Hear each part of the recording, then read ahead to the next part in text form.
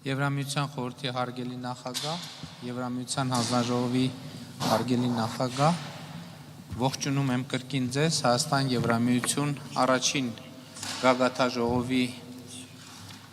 առիթով եւ արդեն իսկ մի քանի անգամ արձանագրել ենք, որ գործ ունենք պատմական իրադարձության հետ, բայց ես ուզում եմ նաեւ ընդգծել այդ պատմական տերմինի այն նոր շերտերը, որոնք ի հայտ եկան մեր քննարկումների ընթացքում։ Ընդհանրապես ես մեր գործընկերներին էլ եմ ասել, որ մեր իրականության մեջ կա պատմականորեն այնպիսի ընկալում, թե Հայաստանի Հանրապետությունը գտնվում է վատ կամ երբեմն նույնիսկ սարսափելի աշխարհագրական դիրքում։ Եվ այսօր շատ խորհրդանշական էր լսել Եվրամիության գործընկերներից, որ Հայաստանի Հանրապետությունը գերազանց աշխարհագրական դիրք ունի եւ մասնավորապես գտնվում է արևելքի եւ արևմուտքի միջև կամ արևելքի եւ արևմուտքը իրար կապող ամենակարճ ճանապարհի վրա եւ սրանով թերևս արտահայտվում է պատմական ժամանակաշրջանի փոփոխությունը եւ այս ձևակերպումները արտահայտում են պատմական ժամանակաշրջանի փոփոխությունը, երբ մենք միևնույն տեղում գտնվելով, բնականաբար երկիրը որևէ տեղ չի շարժվել, քաղաքական գործընթացների արդյունքում պատմական աշխարհագրական վատ եւ երբեմն նույն սարսափելի դիրքից անցում ենք կատարում դեպի աշխարհագրական գերազանց դիրք։ Աշխարհագրական այն դիրքից, որը ծառայում էր կամ օգտագործվում էր մեր բոլոր խնդիրները բացատրելու համար, հիմա այդ նույն աշխարհագրական դիրքը ծառայում է եւ պիտի ակնհայտորեն ծառայի իրականացնելու համար ինքնիշխան, ազատ, բարեկեցիկ, անվտանգ երկիր ունենալու տեսլականը իրագործելու համար։ Եվ սա իրապես պատմական փոփոխություն է։ Բայց սա միակ նրբությունը չէ տեղի ունեցող պատմական փոփոխությունների, այսօր Եվրոպական միության կողմից հայտարարություն է ընդունվել, որով կոչ է արվում տնտեսվարողներին ներդրումներ անել Հայաստանի Հանրապետության տնտեսության մեջ։ Սովորաբար նախորդող ողջ շրջանում անկախությունից ի վեր Հայաստանի Հանրապետությունը համարվել է ներդրումների ռիսկային գոտի։ Հիմա Եվրոպական միությունը ամենաբարձր մակարդակով կոչ է անում եւ հրավիրում է տնտեսվարողներին, ներդրողներին ներդրումներ անել Հայաստանի Հանրապետությունում։ Սա նույնպես պատմական նշանակություն ունեցող փաստ է, որովհետեւ նախկինում երբեք մենք նման կոչ, նման ուղերձ չենք լսել մեր շատ միջազգային գործընկերներից։ Մենք այսօր հարցերի շատ լայն շրջանակ ենք քննարկել եւ պիտի արձանագրեմ, որ հենց գագաթաժողովի ձևաչափում հանդիպելը եւ քննարկում ունենալը բխում է այն պարզ իրողությունից, որ Հայաստան Եվրոպական միություն օրակարգը այնքան է ընդլայնված եւ այնքան մեծ կշիռ է ստացել, որ այլևս ըստ էության անխուսափելի էր այս ձևաչափի ձևավորումը, որը պիտի ընդունենք ձևավորվել է բնական ճանապարհով, այսինքն զարգացումների արդյունքում, որտեղ իհարկե կողմերի քաղաքական կամքը եւ քաղաքական հանձնառությունը ունեցել է շատ կարեւոր նշանակություն։ Էներգետիկ ոլորտում մենք շատ լուրջ համատեղ նախագծեր եւ ծրագրեր ունենք, որպեսզի մեկտեղենք Հայաստանի ռեսուրսները եւ այն տեխնոլոգիաները, որոնք հասանելի են Եվրոպական միությանը։ Առիթ ունեցել եմ ասելու, որ այստեղ էլի միջայլոց պատմական փոփոխություններ են տեղի ունեցել Հայաստանի Հանրապետության համար։ Հայաստանի Հանրապետությունը պատմականորեն համարվել է էներգետիկ ռեսուրսների տեսակետից սահմանափակ, այսինքն էներգետիկ ռեսուրսներ չունեցող երկիր եւ այդ առումով բնականաբար դասվել է էներգետիկ կախյալ երկրների շարքը, բայց նոր ժամանակներում պարզվել է, որ Հայաստանը ունի անսահմանափակ էներգետիկ ռեսուրսներ, որովհետև Հայաստանում մենք ունենք տարածաշրջաններ, ռեգիոններ, որտեղ արևային օրերի քանակը գերազանցում է 300-ը, սա նշանակում է, որ արևային էներգետիկայի զարգացման անսահման հնարավորություններ կան մեր երկրում։ Այն, ինչը մեզ պակասում է, կուտակիչ կայաններն են, եւ ես շնորհակալ եմ Եվրամիության մեր գործընկերներին կուտակիչ կայանները Հայաստանում զարգացնելու ուղղությամբ մեզ աջակցելու պատրաստակամության համար։ Իհարկե, սրանք էներգետիկ ոլորտում արվող առաջին եւ առաջիկա քայլերն են, բայց պիտի նաեւ արձանագրեմ, որ կուտակիչ այլ տեխնոլոգիաներ կան, որոնք հենված են ջրի ցերեկային կուտակման եւ գիշերային ժամերի օգտագործման վրա։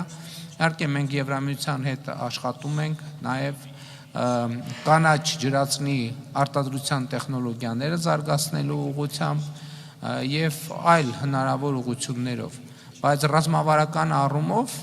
մենք համոզված ենք, որ ճիշտ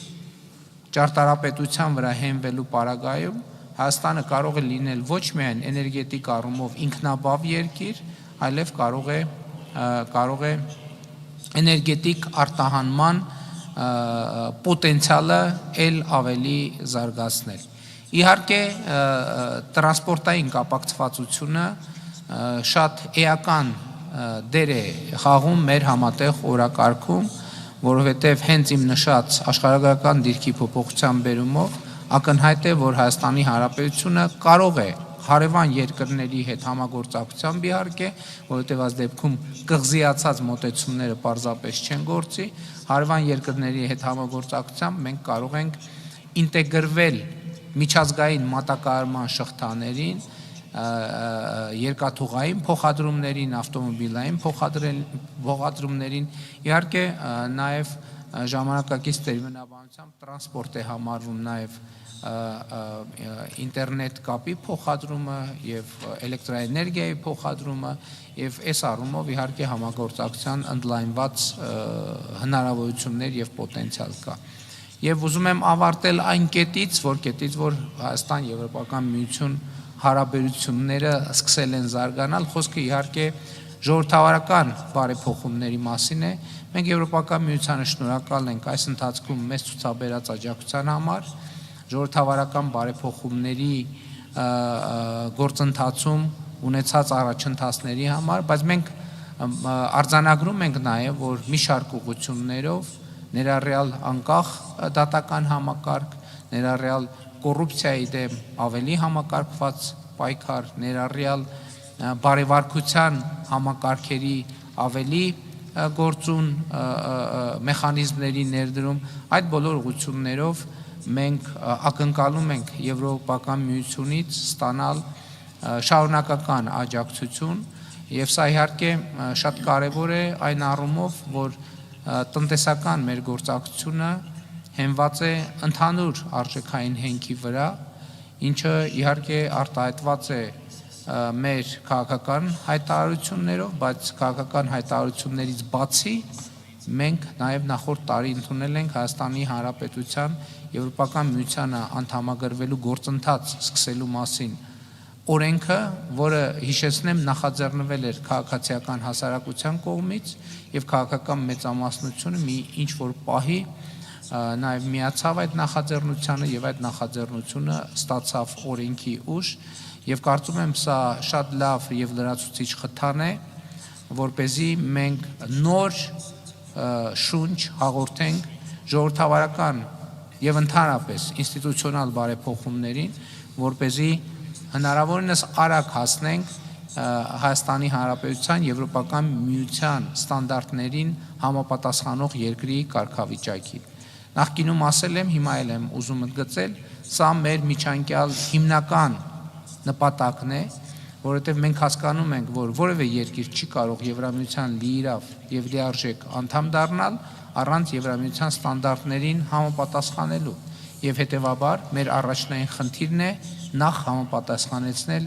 համապատասխանել Եվրոպական միության ստանդարտներին, իհարկե Եվրոպական միության մեր գործընկերների աջակցությամբ։ Երբ մենք արդեն լիարժեք համապատասխան կլինենք Եվրոպական միության ստանդարտներին, այդ պարագայում մենք ունենք երկու տարբերակ, կամ մեզ կընդունեն Եվրոպական միություն, ես սա ինչու եմ ընդգծում, որովհետև դա քաղաքական որոշման հարց է, Եվրոպական միությունը ինքը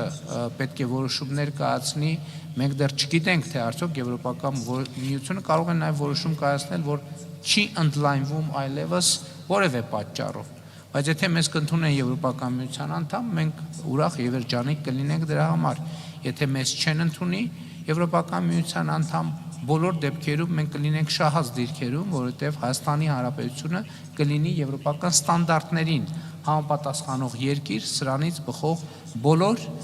դրական արդյունքներով։ Ամփոփելով, ես ուզում եմ այս առիթը օգտագործել եւ իմ շնորհակալության խոսքերը հղել նախագահ Կոշտայի եւ նախագահ ֆոն դեր Լայենի Հայաստան-Եվրամիության հարաբերությունների զարգացման, խորացման ուղղությամբ իրենց անհատական ջանքերի եւ անձնական աջակցության համար, հարգելի գործընկերներ, ողջ այս ընթացքում մենք զգացել ենք ձեր աջակցությունը, մենք զգացել ենք նաեւ ձեր խոսքի հուսալիությունը, որովհետեւ ես հիշում եմ մեր ընդունած հայտարարությունները ընդամենը մի քանի տարի առաջ, որի հիմնական իմաստը այն էր, որ Հայաստանի Հանրապետությունը եւ Եվրոպական միությունը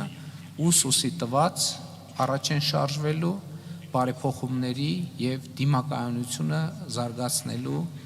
եւ տնտեսությունը զարգացնելու ճանապարհով եւ այսօր գիտեք հետահայաց նայելով նույնիսկ անհավատալի է եւ անիրատեսական, թե այս ընթացքում մենք ինչպիսի ճանապարհ ենք անցել եւ ինչպիսի առաջընթաց ենք արձանագրել։ Հարգելի պարոն նախագահ, հարգելի տիկին նախագահ, այդ առաջընթացը անհնար կլիներ առանց ձեր անձնական շահագրգռության, առանց ձեր անձնական ներդրման, առանց ձեր անձնական աջակցության եւ Հայաստանի Հանրապետության անունից եւ անձամբ իմ անունից ուզում եմ շնորհակալություն հայտնել ձեզ ձեր այդ ներդրման համար։ Շնորհակալ եմ։ Բաժանորդագրվեք Արմատ մեդիայի ալիքներին սոցցանցերում։ Հետևեք մեզ նաև Armat Media AM կայքում։